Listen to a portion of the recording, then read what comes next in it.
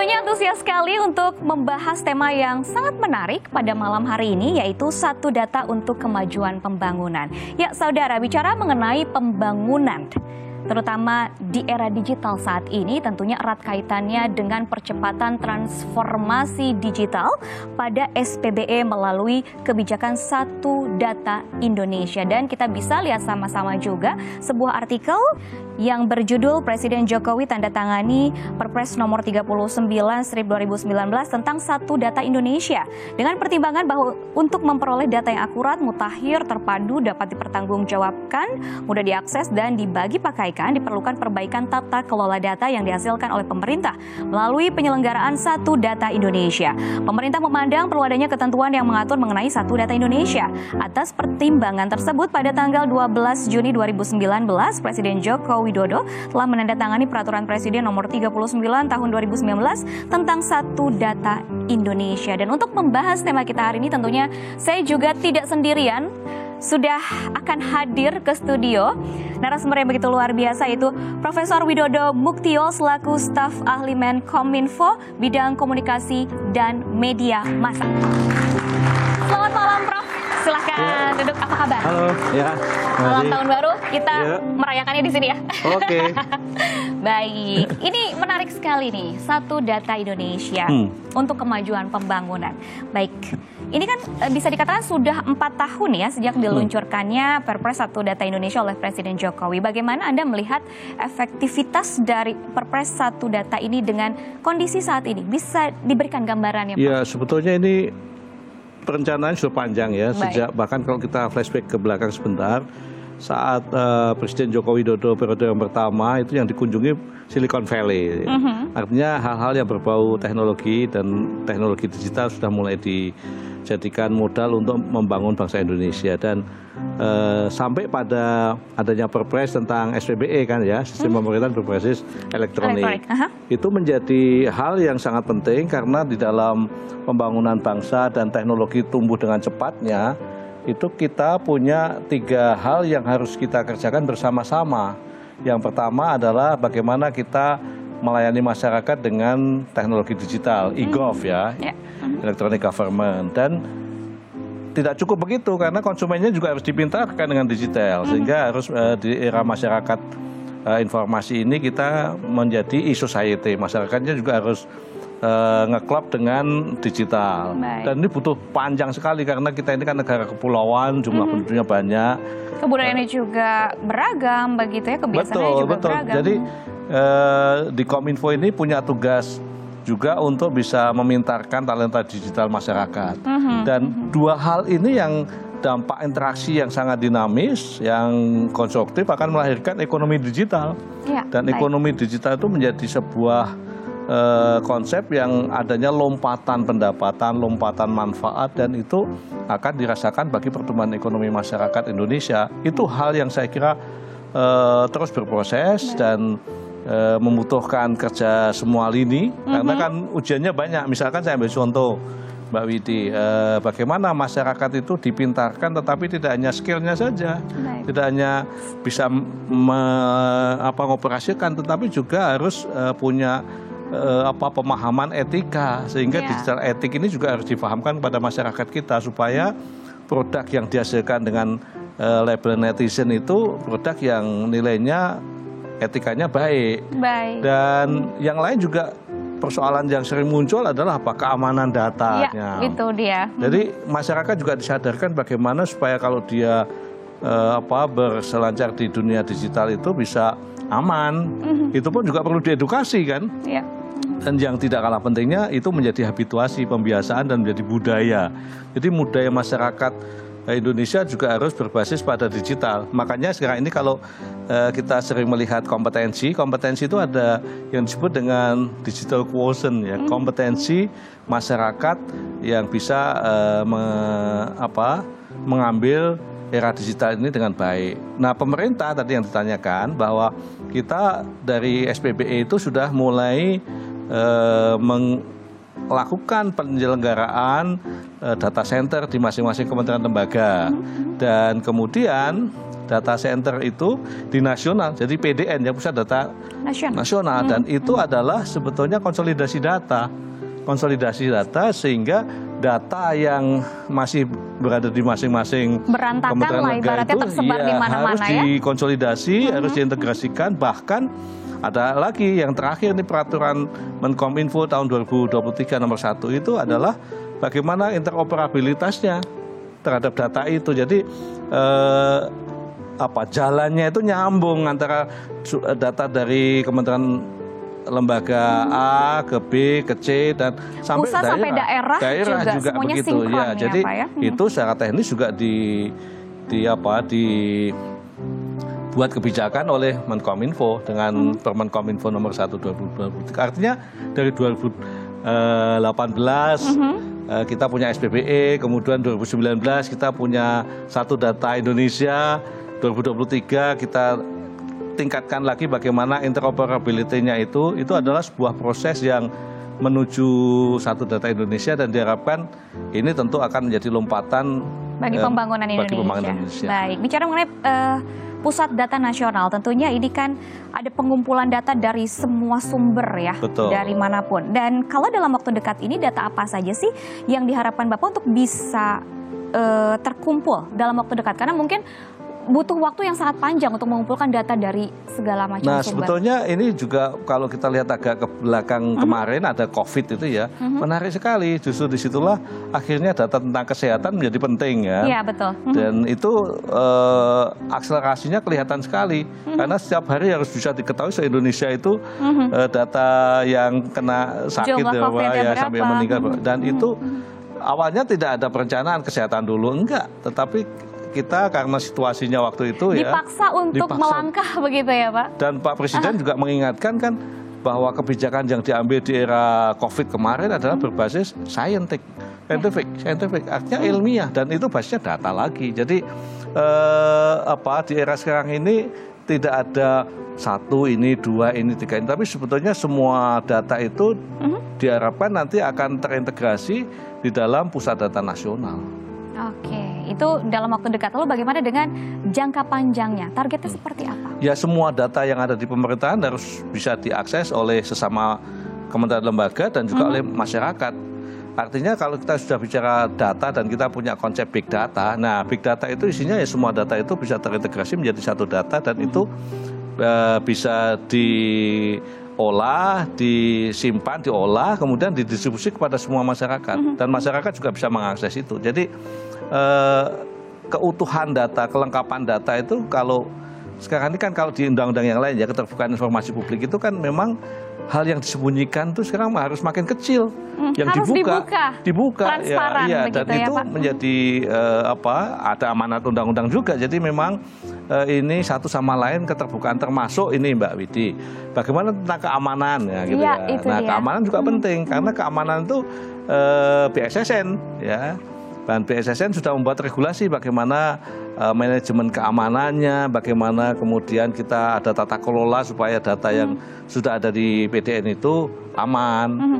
Nah, intinya mengumpulkan menjadi satu rumah besar, dan itu akan menjadikan keamanannya lebih mudah dikendalikan daripada masing-masing lembaga punya data center sendiri-sendiri. Baik, ini menarik sekali, semakin bisa digali tadi dari jawaban dari Prof. Tentunya masih banyak pertanyaan dari saya yang bisa dijawab. Maka itu jangan kemana-mana, tetaplah bersama kami dalam Ngopi Ngobrol Pintar Kompas TV. Pusat Data Nasional ini kan salah satu inisiatif pemerintah untuk mendukung sistem pemerintahan berbasis elektronik. Interoperabilitas itu sistemnya, secara sistem sudah nyambung, tetapi kontennya, isi datanya itu juga harus sama.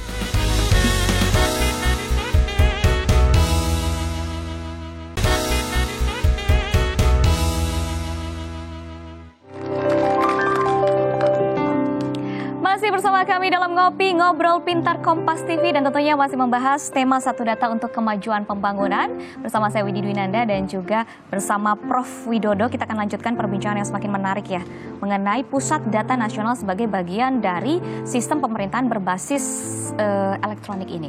Nah, ketika bicara mengenai Pusat Data Nasional kan tentu ada integrasi yang harus dilakukan dari semua sektor. Bahkan ada tantangan yang mungkin juga disoroti oleh Kepala Bappenas soal ego sektoral yang jadi hambatan dengan Satu Data Indonesia ini. Apakah ini masih menjadi persoalan yang rumit untuk diselesaikan? Sebetulnya begini, kalau kita lihat sekarang ini existing ya, itu ada 2.700 data center. Banyak sekali. Banyak sekali yang harus disatukan ya? Harus disatukan. Dan bahkan aplikasinya itu 27.400-an aplikasi di data center masing-masing tadi.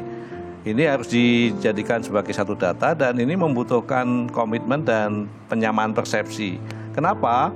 Bappenas barangkali melihatnya dari sisi budgeting. Anggaran yang bisa diefisiensikan terkait juga dengan Kementerian Keuangan dengan satu data nanti itu adalah 50%. Jadi kalau misalkan angka yang kemarin disajikan sekitar 40 triliun per tahun untuk masing-masing data center itu bisa jadi 20 triliun dan ini hal yang konkret dan ini menjadi komitmen bersama. Oleh sebab itu maka semua kementerian lembaga pusat daerah dan juga kesadaran komitmen ini menjadi penting, tidak semata-mata untuk pusat tidak, tetapi ini untuk kepentingan efisiensi dan produktivitas kerja kita. Ini yang saya kira menjadi penting dan ini harus dikomunikasikan. Jangan sampai nanti masing-masing pemilik data center itu merasa ini punya aku, ini milikku gitu ya. Ini milik bangsa dan bangsa punya regulasi menuju pada Satu Data Indonesia dan itu harus didukung oleh semuanya. Makanya Perpres itu penting. Perpres itu mengatur kebijakan di masing-masing kementerian lembaga. Tidak ego lembaga lagi, ini presiden. Gitu. Efektif itu untuk merangkul semuanya? Secara normatif hukum iya, dan ini ada timeline-nya yang kita kerjakan. Termasuk kalau dari sisi infrastruktur, kami di Kominfo kan sebetulnya menyiapkan infrastruktur Pusat Data Nasional. Diharapkan Oktober 2024 sudah jadi. Artinya secara fisik infrastruktur yang disediakan sudah jadi dan ini harus data digitalnya yang dari masing-masing pusat data tadi harus juga sudah di situ. Nah ini yang saya kira bersama-sama paralel. Ini tentunya bersama-sama untuk pembangunan Indonesia lagi-lagi itu. Nah agar perbincangan kita semakin seru, semakin menarik, kita akan undang lagi satu narasumber yang spesial pada hari ini yaitu ada Mas Saditya Kosasi selaku co-founder APPDI. Kita undang ke studio. Selamat malam Mas. Terima kasih loh. Apa kabar Mbak Uci? Baik. Apa kabar Prof? Sip.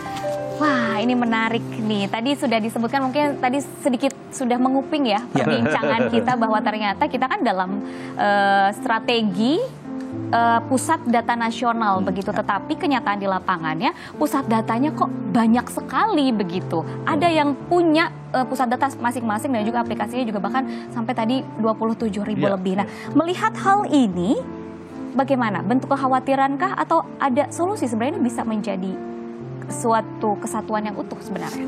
Iya, makasih Mbak Widi. Jadi Pusat Data Nasional ini kan salah satu inisiatif pemerintah untuk mendukung sistem pemerintahan berbasis elektronik.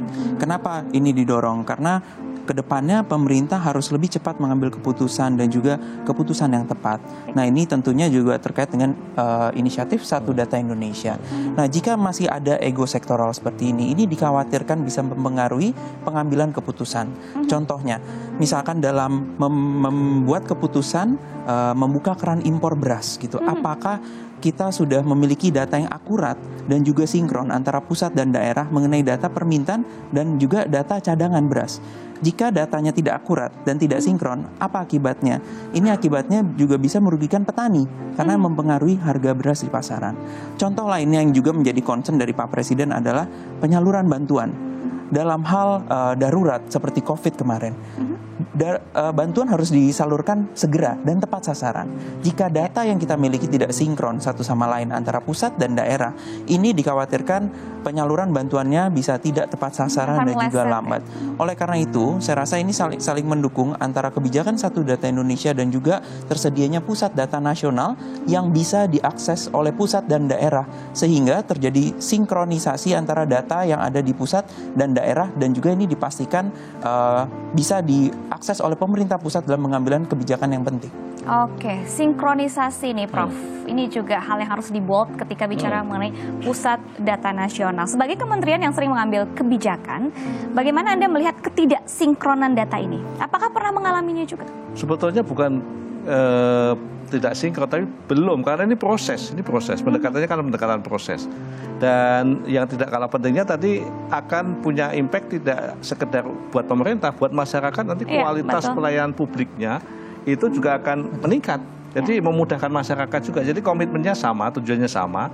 Nah, membangun kesadaran dan komitmen untuk bisa menyatukan data inilah yang sebetulnya perlu diakselerasi di masing-masing kementerian lembaga, dari yang tadi sejumlah 2.700 banyak sekali itu ya. Dan kadang-kadang macam-macam di lapangan itu. Misalkan di daerah ada kesiapan input data dari data manual ke digital ini masih proses gitu ya. Jadi saya kira memang untuk akselerasi ini akan terus kita evaluasi. Dan tadi Permen Kominfo nomor 1 2023 yang terbaru ini bulan Maret yang lalu, itu kita Menteri Kominfo itu punya tanggung jawab untuk memantau dan mengevaluasi. Jadi kinerja bagaimana interoperabilitas data itu betul-betul akan dievaluasi oleh Menkominfo. Dan inilah sebetulnya tantangan ke depan, agar supaya masing-masing kalau bahasa kita dioyak-oyak ya, didorong untuk bisa segera terkumpul, dan itu tugas bersama, karena tidak ada ini dulu ini belakangan, enggak, bareng-bareng. Karena yang namanya data nasional, data pemerintah itu kan pemerintah setiap mengambil keputusan kan enggak besok mengambil apa datanya baru disiap, enggak, ini nanti sudah ready. Dan akhirnya apapun kebijakan pemerintah yang sekarang ini sangat dinamis, itu sudah didukung oleh data yang juga lengkap, komprehensif, dan terpadu. Ini yang saya kira menjadi tugas bersama kita. Baik, kalau dari pandangan masyarakat umum nih Mas Kosasi, bagaimana sih cara menghindari duplikasi dan ketidaksinkronan data ini? Ya, tentunya ini sebetulnya juga sudah disinggung di Perpres mengenai Satu Data Indonesia. Bagaimana sih kita menciptakan data yang akurat gitu ya? Tentunya ada beberapa komponen, dari metadatanya, dari data apa yang kita kumpulkan, satuannya apa, itu kan semuanya harus sama gitu. Bayangkan jika ada satu daerah yang mengumpulkan menggunakan satuan kilogram, lalu daerah lainnya menggunakan gram. Ketika datanya mau disinkronkan, bisa jadi itu datanya tidak sinkron. Dan juga pada akhirnya bisa misleading gitu. Nah, ini yang perlu diikuti oleh seluruh daerah, baik pusat maupun daerah, supaya datanya ini betul-betul akurat dan tidak mempengaruhi pengambilan keputusan sehingga pada akhirnya nanti berdampak buruk bagi masyarakat. Apakah sudah dilakukan? Iya, kita melakukan terus. Sebetulnya sekali lagi ini pendekatan proses ya. Jadi justru tadi saya sampaikan memantau dan juga mengevaluasi. Karena tidak tiba-tiba dari daerah masing-masing, interoperabilitas itu sistemnya, secara sistem sudah nyambung, tetapi kontennya, isi datanya itu juga harus sama. Jadi secara teknis masuk, tapi secara konten juga harus sama standarnya tadi. Makanya sebetulnya standarisasi terhadap data akan kelihatan sekali. Justru Pusat Data Nasional itu akan menjadikan antar data center tadi standarnya jadi satu, dan itu menjadi Satu Data Indonesia. Nah, jadi logikanya adalah kalau teknologi relatif lebih mudah, tapi kalau kemudian isi datanya itu yang tadi saya sampaikan, yang tadi juga disinggung bahwa ini adalah upaya bersama-sama, dievaluasi secara continuous ya, secara terus-menerus, agar supaya nanti menghasilkan tidak hanya efisiensi, tidak hanya kualitas pelayanan, pengambilan keputusan yang benar, tetapi juga justru atribut-atribut yang lain yang sekiranya akan terus berkembang, tumbuh, karena data ini tumbuh loh ya, data ini tumbuh dan berkembang terus, sehingga disitulah tidak hanya sekali input gitu loh Mas ya, tetapi ini menjadi proses yang terus-menerus diinput. Kalau yang ada yang keliru dibetulkan, kalau ada yang kinerjanya belum sinkron ya diingatkan. Dan ini sekali lagi ini kerja bersama, karena apa? Impact-nya tadi untuk kemajuan ekonomi, pembangunan bangsa kita. Jadi sebetulnya kita tidak ingin hanya bicara soal proses produksi datanya ini, tetapi sebetulnya ini itu kalau tersedia dan akhirnya bisa menjadi stimulan untuk kondisi ekonomi yang lebih cepat, ada lompatan gitu ya, itu yang goalnya di sana. Goalnya di sana. Jadi di sini harus ini terus, karena goalnya nanti kita pertumbuhan ekonomi, pembangunan menjadi lebih cepat. Dan banyak diramalkan Indonesia itu 2045, satu abad Indonesia merdeka ini kan menjadi the big five in the world kan gitu ya. Jadi menjadi bangsa yang maju, dan tentu ini didukung oleh adanya pengambilan keputusan yang akurat, yang benar, karena datanya sudah satu, Dan kemudian masyarakat juga, apalagi ini contoh aja, saya ambil contoh misalkan Denmark itu menggunakan data center itu untuk situasi krisis, ada bencana misalkan, itu akurat sekali datanya. Di Denmark, di Jerman juga begitu. Di Jerman itu bahkan sudah dievaluasi ada efisiensi 60% untuk proses pelayanan publik. Artinya apa? Publik juga akan dimudahkan dan secara cost-nya juga lebih murah. Jadi ini kita tidak sekedar Indonesia untuk Indonesia, kita juga benchmark ya, benchmark di negara-negara yang juga sudah menerapkan bagaimana pentingnya satu data di satu negara itu. Oke, bicara mengenai standarisasi, karena memang juga diperlukan. Sebenarnya siapa sih yang bertanggung jawab untuk membuat format dari standarisasi itu, Prof? Oh, baik, jadi sebetulnya kita ini kan mau membangun sebuah bangunan data yang ideal ya, dan itu membutuhkan masukan-masukan ya. Dan kemudian kalau dari sisi kami di Kominfo, kami lebih banyak menyiapkan infrastruktur. Misalkan PDN ini akan jadi Oktober 2024 itu bangunan PDN-nya ya, bangunan PDN-nya di Cikarang itu ya. Dan tiernya tier 4. Ini kenapa? Karena kalau dalam standar internasional kan ada tingkat keamanannya, bahkan kalau di situ ada bencana, nanti kena enggak bangunannya, kalau ada gempa gimana probability-nya, termasuk juga bagaimana kalau nanti mati, bagaimana kesediaan PLN-nya. Kemungkinan itu harus diantisipasi karena ini nanti induknya, di situ induknya. Ini baru tahap pertama, tahap kedua nanti akan dibuat juga di Batam. Ini juga lagi proses pembebasan lahan.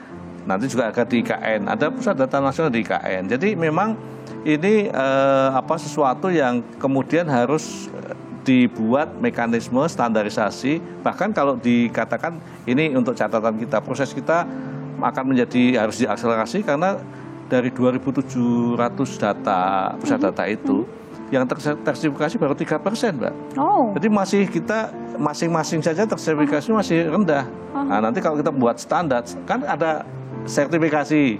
Jadi sebenarnya sudah ada baku mutunya itu ada. Sudah ada baku mutunya itu sudah ada. Nah, nanti jadi satu gitu loh, jadi satu. Nah, itu yang saya kira menjadi hal yang penting termasuk standarisasi keamanan. Ya. Nah, bagaimana manajemen keamanan itu ada standarnya juga. Jadi memang ini kerja bareng yang membutuhkan keterlibatan semua pihak, termasuk Bappenas, karena Bappenas kan yang merencana ini ya, mana yang harus didorong, mana yang harus dipihaki untuk lebih banyak lagi dan seterusnya. Ini menarik nih, masalah keamanan juga tentunya bisa kita angkat, tapi kita jeda dulu ya, di segmen berikutnya baru kita akan ulik kembali. Jangan kemana-mana, tetaplah bersama kami dalam Ngobrol Pintar Kompas TV.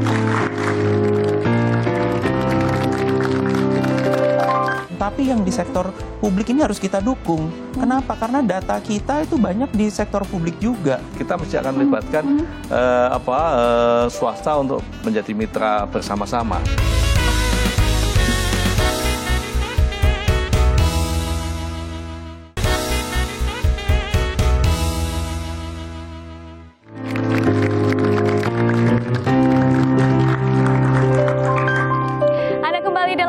Ngobrol Pintar Kompas TV. Sebelum kita lanjutkan perbincangan kita bertiga nih, saya juga ingin memberikan kesempatan untuk melibatkan masyarakat yang diwakili oleh para penonton yang sudah hadir di studio. Siapa tahu ingin bertanya kepada dua narasumber saya malam hari ini. Silahkan langsung saja. Siapa? Ya, perkenalkan nama saya Budi Prastia. Saya ingin bertanya bagaimana menurut Pak Kosasih untuk masalah data ini bila semua data dijadikan satu. Terima kasih. Silahkan, Mas Kosasih, dijawab saja. Terima kasih, Mas. Jadi justru memang tujuannya kita menyatukan datanya supaya datanya ada di satu tempat yang sama dan bisa diakses baik oleh pusat maupun daerah. Cuman seperti yang kita bahas dari tadi kan, ini apakah datanya sudah sesuai dengan standar yang sama. Jadi ketika data itu dijadikan satu, kita tetap bisa menganalisa data itu. Sehingga ini nanti bisa berujung ke pengambilan keputusan yang tepat dan juga berguna bagi masyarakat. Jika datanya semua kita jadikan satu, tapi kita tidak menggunakan standar yang sama dan tidak diamankan dengan baik ya, pada akhirnya ketika data itu dijadikan satu, ada kemungkinan satu, datanya tidak bisa kita analisa sehingga menghasilkan suatu keputusan yang tepat. Kedua, justru ini jadi suatu kumpulan data yang akhirnya tidak bisa ada berbicara manfaatnya apapun ya. gitu. Jadi ini kan data itu harus bisa berbicara gitu ya. Jadi untuk data itu bisa berbicara, kita harus bisa menghubungkan satu data dengan data lainnya, walaupun itu data yang dari sumber yang berbeda-beda, tapi menggunakan standar yang sama, supaya itu nanti bisa menghasilkan suatu keputusan atau analisa yang tepat. Oke, lalu bagaimana dengan keamanannya nih, Mas Kosasi? Nah, keamanannya tentu kan ini juga kita sudah memiliki BSSN. Seperti yang tadi disampaikan, BSSN sudah menerapkan, sudah mengeluarkan aturan bagaimana manajemen keamanannya. Standarnya apa? Apakah kita mengacu pada indeks keamanan yang memang sudah ditentukan dalam peraturan BSSN, atau kita perlu perkuat lagi nih jika memang ada data-data yang sifatnya strategis gitu ya. Jadi ini yang juga kita harapkan nanti di Pusat Data Nasional dengan arsitektur infrastruktur yang sudah dirancang sedemikian rupa, ini teruji keamanannya, dan juga ini tentunya harus dikoordinasikan dengan lembaga lain seperti BSSN supaya ini bisa tahan dari gempuran para aktor-aktor peretas gitu, supaya data kita semua terjamin keamanan. Betul. Ya, sekarang kita buka juga untuk pertanyaan kedua, silahkan. Terima kasih atas kesempatannya. Perkenalkan, saya Ratih Marindra, seorang wirausahawan. Saya izin bertanya kepada Prof. Widodo, fungsi apa yang saya dapatkan dengan adanya satuan data ini? Terima kasih. Baik, silahkan, Prof. Oke, jadi sebetulnya kan kita semua, tidak hanya pemerintah sebenarnya data ini untuk kebutuhan kita, untuk Masyarakat kehidupan kita, juga. untuk masyarakat Baik. juga, sehingga dunia usaha juga. Makanya tadi di depan saya sampaikan 3 hal ini akan saling menguatkan antara e-gov, kemudian e-society, dan juga bisnis. Dan itu yang Anda bisa manfaatkan. Misalkan saya ambil contoh, era digital ini kan sekarang karena kita sudah stateless ya, kita sudah tidak dibatasi oleh ruang lagi, maka Anda bisa menggunakan data ngurus izinnya dulu. Itu di BKPM selesai. Nggak langsung datang ke sini, meja sini. Ini cost-nya kan mahal dan juga ketidakpastiannya tinggi. Nah, jadi itu satu contoh. Yang kedua juga pada saat produk Anda sebagai wirausaha mau dijual, maka Anda bisa dengan mudahnya minta informasi di data nasional ini. Apapun, maksud saya justru ini hidup ini jadi dienakkan. Tinggal bagaimana dimudahkan. Ya. Tinggal kita melakukan inovasi, kreativitas, apalagi yang bisa saya jadikan lompatan untuk bisa punya nilai lebih. Jadi memang ini kerja-kerja yang akhirnya akan melahirkan kreativitas manusia, pengusaha itu bisa menyalip ya, melebihi yang lain karena kemampuan datanya semuanya ada. Tinggal kita milih ini, punya ide, milih ini, terus dinamikanya akan sangat tinggi dan disitulah Anda akan mendapatkan benefitnya. Baik, wow, semakin menarik nih. Ini juga ada sebuah artikel yang bisa menjadi pembahasan kita pada malam hari ini. Kita lihat bersama-sama artikel dari katadata.co.id yang berjudul SDM Jadi Tantangan Implementasi Satu Data Indonesia. Kementerian Komunikasi dan Informatika menjadi institusi terdepan dalam agenda transformasi digital nasional. Salah satu upayanya dengan membangun pusat data nasional.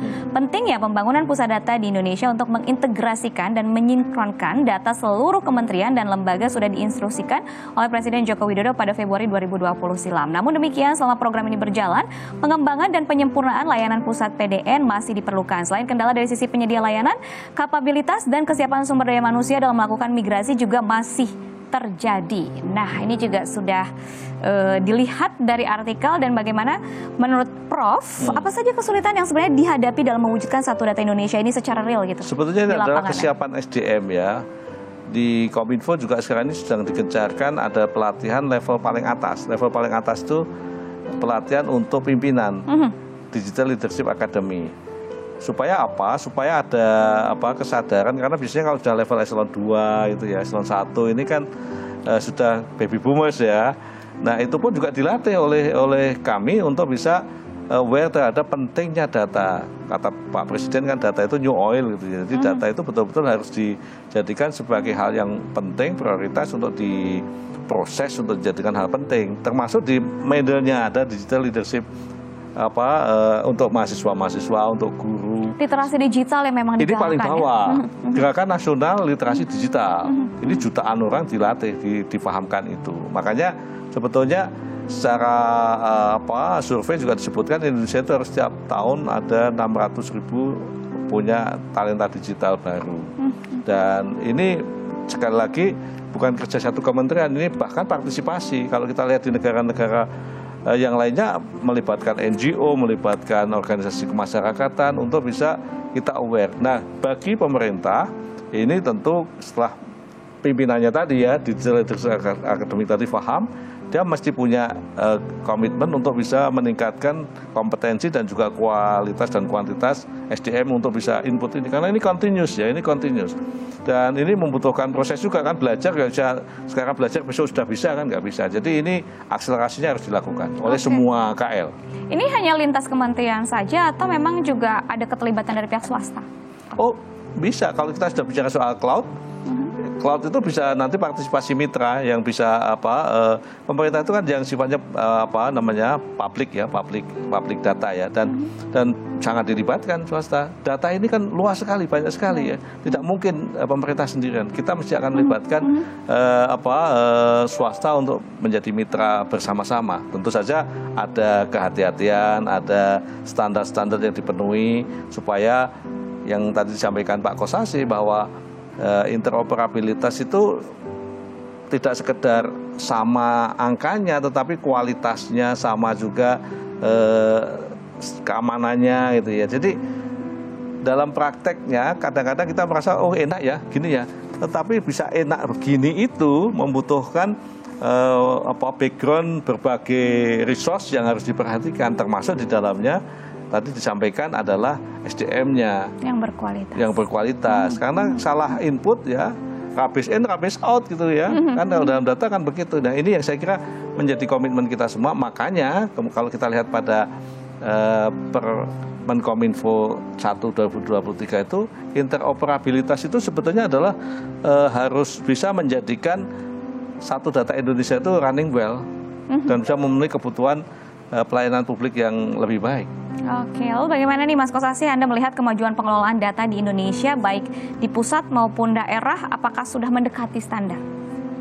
Ya, jadi sebetulnya kita harus apresiasi juga ya upaya pemerintah untuk melakukan berbagai inisiatif dari Satu Data, Pusat Data Nasional gitu. Ini kita menuju ke arah yang baik. Tinggal bagaimana kita mendorong pelaksanaannya supaya ini berjalan sesuai dengan rencana aksi yang memang sudah direncanakan. Kalau memang kita lihat dari dashboard yang ada di Satu Data Indonesia, ini menarik. Dari jumlah kementerian dan provinsi yang berpartisipasi itu sudah mencapai 70%, tapi berarti belum semua gitu ya. Nah, yang menarik yang dari kabupaten, berapa banyak kabupaten yang sudah memasukkan datanya ke Satu Data Indonesia, ini masih 43,1%. Berarti kan kita masih punya PR di sini untuk mendorong bagaimana kabupaten-kabupaten itu dia bisa memasukkan datanya sesuai dengan standar yang sama. Nah, ini kan tentunya tidak terjadi secara otomatis. Seperti yang disampaikan oleh Prof. Widodo, ini butuh ada campur tangan dari manusianya, talentnya gitu ya. Ini kenapa jadi kalau kita bicara tentang suatu inisiatif ini biasanya ada people, process, and technology. Kita dari tadi sudah bicara teknologinya seperti apa, prosesnya seperti apa, yang bagaimana mereka masukkan ini. Tapi kan kita butuh people-nya, sumber dayanya ini juga mereka harus tahu bagaimana cara masukannya dan sehingga datanya pun akurat dan tidak salah seperti itu. Oke, kira-kira solusinya seperti apa untuk menjembatani itu? Ya, saya rasa ini seperti yang sudah dilakukan oleh beberapa kementerian termasuk Kominfo juga. Perlu ada suatu program pelatihan yang bersertifikasi atau sesuai dengan standar supaya kita memiliki talent-talent yang siap untuk dideploy baik di sektor privat maupun sektor publik gitu. Dan jangan sampai sektor publik ini ketinggalan dari sektor privat. Biasanya kan kita lihat talent-talent yang di sektor privat ini lulusan luar negeri, mereka sudah mengikuti berbagai macam pendidikan, tapi yang di sektor publik ini harus kita dukung. Kenapa? Karena data kita itu banyak di sektor publik juga. Data kependudukan, data kesehatan, itu kan semua data-data yang termasuk data-data strategis dan sensitif gitu. Nah, ini oleh karena itu kita harus dukung terus pengembangan talent-talent yang juga di sektor publik supaya juga bisa sama dengan yang di sektor privat juga. Baik, ini yang saya dapatkan informasi bahwa sudah hampir 250.000 dataset ya di portal Satu Data Indonesia. Lalu bagaimana kemajuan dan perkembangan Satu Data Indonesia sendiri, Pak? Saya kira kalau kita bilang kemajuan yang tadi sudah dibuat timeline tadi ya, jadi bahwa memang datanya Pak Kosasi tadi menarik. Itu nanti Kementerian Dalam Negeri misalkan mesti harus take action untuk bisa mengantisipasi itu. Karena bagaimanapun juga di Kominfo tidak punya jalur ke sana untuk KL ataupun untuk daerah provinsi kabupaten kota. Nah, sehingga makanya kalau dalam sistem bicara data ini selalu akan duduk bersama.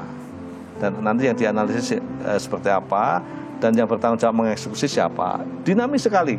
Jadi kami di government gini ini senang karena ketemu dengan semua KL dan akhirnya kita harus koordinasi, dan kata koordinasi itu tidak simpel ya, koordinasi tentang tadi proses, tentang SDM, tentang teknologinya, dan itu satu sama lain harus bisa punya payung besarnya, visi misi yang sama presiden. Makanya visi misi presiden itu menjadi pegangan kita. Ini yang saya kira menjadi bagian penting, dan kami optimis karena sudah dicanangkan juga adanya Indonesia Digital 2045. Oke, Indonesia Emas ya. Itu dari sisi satu abad Indonesia Emas ya. Tetapi dari sisi indeks digital Indonesia 2045 juga kita akan ke sana. Dan perlu juga penting dipahami, kita ini kan indeks digital masyarakat itu skornya 3,5. Artinya dari skor 0 sampai 5. Artinya kita ini sedang. Berarti bisa ditingkatkan ya, optimis. Masih optimis dan ditingkatkan, dan itu target kita tahun depan harus ke sana. Baik, target keseluruhannya berarti di bulan Oktober 2024? Itu pembangunan PDM-nya yang ada di Cikarang, di Jawa. Nanti kita kan juga di Batam. Baru beralih ke proyek lain ya? Dan ke IKN ya. Jadi memang, dan ini bisa kelihatan karena apa, alokasi pengadaan bisa satu data Indonesia ini betul-betul baik pihak Kementerian Keuangan, Bappenas dan juga dengan DPR itu punya komitmen yang sama. Menarik ini. Jadi tinggal bagaimana kita eksekusi secara bersama-sama. Derap langkahnya harus sama. Baik, wow. Masih ada informasi yang bisa kita gali dari dua narasumber pada malam hari ini, tapi kita harus jeda lagi. Jangan kemana-mana, tetaplah bersama kami dalam Ngopi, Ngobrol Pintar Kompas TV.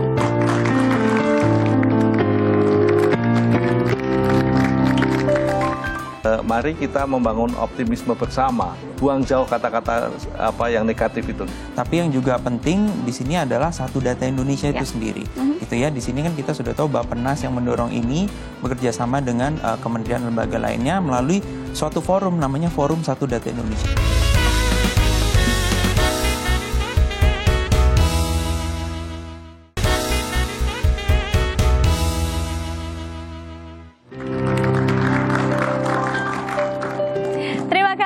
Masih setia bersama kami dalam Ngopi Ngobrol Pintar Kompas TV bersama saya Widi Dwinanda dan juga dua narasumber saya juga yang masih setia menemani saya. Kita masih berbincang ya. Ada Prof. Widodo Muktio selaku staf ahli Menkominfo bidang komunikasi dan media massa, dan juga Mas Raditya Kosasi selaku co-founder APPDI. Kita masih membahas tentang satu data untuk kemajuan pembangunan. Oke. Mungkin yang pertama akan saya tanyakan kepada Prof dulu, apa saja sih rencana dan prioritas pengembangan satu data Indonesia ini ke depannya? Ya, sebetulnya penyempurnaan yang kata kuncinya ya. Jadi penyempurnaan agar supaya wujud dari satu data Indonesia itu betul-betul utuh, gitu ya, betul-betul utuh. Tadi disampaikan bahwa memang ini proses dan kesiapan SDM juga selalu disempurnakan, teknologi juga disempurnakan ya, termasuk juga bagaimana kita kemudian punya cita-cita bahwa kita ini akan punya impact yang jauh lebih besar, yaitu pada ekonomi masyarakat, pertumbuhan ekonomi masyarakat, pertumbuhan ekonomi bangsa kita ini. Jadi ini yang saya kira menjadi penyempurnaan itu bagian dari proses, dan Pak Presiden selalu mengingatkan akselerasi. Jadi apa-apa itu harus akselerasi, dipercepat. Kalau bisa lebih cepat, kenapa tidak? Gitu ya? Kenapa lama gitu ya? Dan data satu data Indonesia ini menjadi hal penting untuk mengenabler, menjadi pengungkit adanya pertumbuhan bisnis, pertumbuhan good governance di dalam berbagai institusi, dan akhirnya ini akan menjadikan iklim kita menjadi lebih bagus. Yang menjadi catatan tidak kalah pentingnya adalah bagaimana keadabannya. Ya. Keadabannya itu jangan sampai data yang sudah banyak ini disalahgunakan gitu loh ya. Disalahgunakan. Jadi membangun keadaban terhadap komunikasi digital ini juga harus dibangun. Oleh sebab itulah maka di Kominfo ini kan sebenarnya juga dua sisi ya, komunikasi dan informatika. Tidak hanya infrastruktur saja, tapi juga kita bagaimana memahamkan semua kita lah, masyarakat Indonesia itu selalu bisa bertindak, bersikap di era netizen ini, berpikir positif, ngechat positif, diam itu emas. Kalau memang nggak di era digital itu mendingan ya diam, dan jangan sampai kita dengan data itu dimain-mainkan gitu ya, karena ini main behind itu menentukan keberhasilan program Satu Data Indonesia ini. Kalau dulu mungkin istilahnya mulutmu harimaumu, sekarang jarimu harimaumu. Iya. Bisa dikatakan seperti itu ya. Dan itu gitu tidak gampang loh ya. Kadang-kadang jari ini lebih gampang, kalau mulut kan ngomongnya ya. Ini jari ini kadang-kadang like share, padahal belum tentu benar, belum tentu ini positif dan seterusnya. Nah ini yang saya kira mindset baru di era digital ini juga harus dibangun bersama-sama. Mindsetnya harus growth mindset ya, tidak hanya fixed mindset tapi growth. Artinya dinamika kompleksitas masyarakat digital itu juga tumbuhnya sangat cepat, sehingga growth mindset bagi semua masyarakat yang sudah senang berselancar digital itu juga harus dibangun kesadaran oleh semua pihak.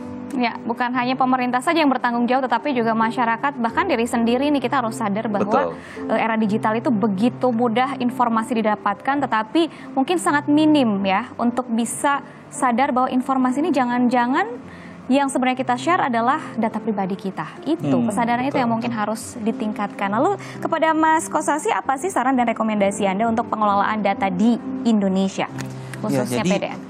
Ketika kita bicara pengelolaan data ya, itu kan adalah suatu cycle ya. Ketika awal dari tahap perencanaan bagaimana kita mau mengumpulkan datanya, itu kan kita harus tahu targetnya siapa, audiensnya siapa, kita harus tentukan. Lalu ketika kita melakukan pengumpulan, bagaimana metode pengumpulannya dan siapa yang melakukan pengumpulan, ini kan juga harus orang-orang yang memang kompeten gitu dan sudah memiliki kapabilitas yang memang sesuai dengan standar yang sudah diterapkan. Lalu ketika data itu sudah dikumpulkan, bagaimana proses verifikasinya? Ini juga tidak kalah pentingnya. Jangan sampai data yang sudah masuk ini kotor gitu loh, atau tidak akurat. Ini kan harus diverifikasi supaya ketika nanti digunakan untuk analisa hasilnya tepat. Nah, pada akhirnya setelah data itu semua sudah dikumpulkan, sudah diverifikasi dengan baik, bagaimana penyebar luasannya gitu. Nah, siapa yang bisa mengakses?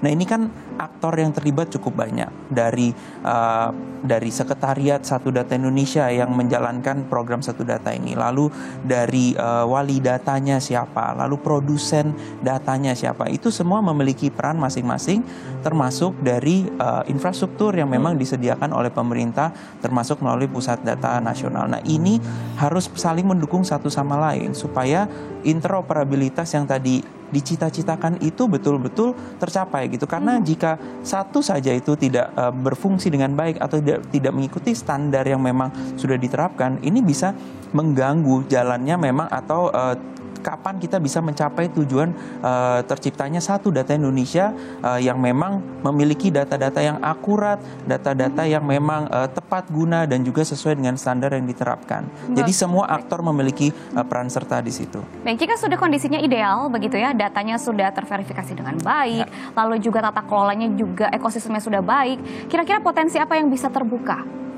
Ya, jadi potensinya kalau kita bicara potensi kan bermacam-macam. Salah satunya apa sih? Potensi keuangan gitu ya.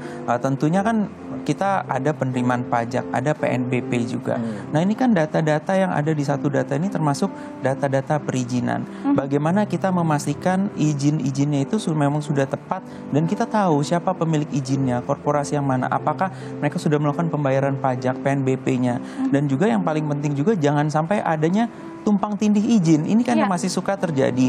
Dan oleh karena itu peran BIG juga untuk memastikan data-data spasialnya tepat itu juga cukup penting. Kenapa? Bukan cuma masalah penerimaan negara. Mencegah terjadinya kerusakan lingkungan itu juga cukup penting. Jangan sampai izin pertambangan atau izin kehutanan itu saling tumpang tindih sehingga pada akhirnya menyebabkan lingkungan kita semakin rusak. Oke, menurut Mas Kosasi dibutuhkan tidak sih penanggung jawab tunggal untuk PDN ini? Ya tentunya kalau PDN itu kan lebih ke infrastrukturnya ya, dan ini memang sudah Kominfo nanti yang akan mendorong adanya PDN ini, tentunya berkoordinasi dengan pihak-pihak lain, kementerian lain seperti BSSN untuk standar keamanannya. Tapi yang juga penting di sini adalah satu data Indonesia itu sendiri, gitu ya. Di sini kan kita sudah tahu Bappenas yang mendorong ini bekerja sama dengan kementerian lembaga lainnya melalui suatu forum namanya Forum Satu Data Indonesia. Nah, forum ini kita harus dukung supaya mereka diskusinya terus bergulir. Jangan cuma sekali diskusi lalu juga pada akhirnya pada pelaksanaannya mereka tidak melakukan pengawasan. Bagaimana sih pelaksanaan di lapangan? Misalkan dari forum sudah menetapkan, oh ini struktur data yang mau kita kumpulkan, komponennya seperti ini, satuannya seperti ini. Nah itu kan sudah bagus, tapi pelaksanaannya di lapangan seperti apa? Nah ini kan yang harus dimonitor terus, harus dipastikan ada pengawasan yang tepat supaya satu data ini betul-betul tercapai dari pembuatan kebijakan, perencanaannya, sampai pada akhirnya pelaksanaannya. Baik, terakhir Prof, harapan ke depannya seperti apa? Ya, kalau kita melihat selama ini dalam proses pewujudannya, pasti optimis. Ya. Dan kita sekarang bergerak ke sana, sehingga mari kita membangun optimisme bersama. Baik. Dan ini membutuhkan komitmen kepedulian kita semuanya. Jangan sampai ada rasa ini kayaknya sulit. Jangan buang jauh kata-kata yang negatif itu. Kita harus memberikan kata-kata yang positif terhadap upaya pencapaian satu data Indonesia ini. Dan itu akan menjadi energi buat seluruh komponen bangsa. Untuk bergerak bersama. Baiklah, Prof. Mas Kosasi, terima kasih banyak atas waktunya. Tidak terasa nih 1 jam berlalu, berarti waktunya kita pamit undur diri dari hadapan Anda ya saudara. Tentunya satu data untuk kemajuan pembangunan bisa terwujud dengan adanya komitmen, sinergi, dan juga integrasi dari segala aspek, segala pihak. Tidak terkecuali Anda sebagai bagian dari masyarakat. Akhir kata, saya Widi Dwinanda pamit undur diri. Selamat menyambut tahun baru 2024 tentunya dengan semangat baru. Sampai jumpa. Terima kasih banyak. Terima kasih banyak.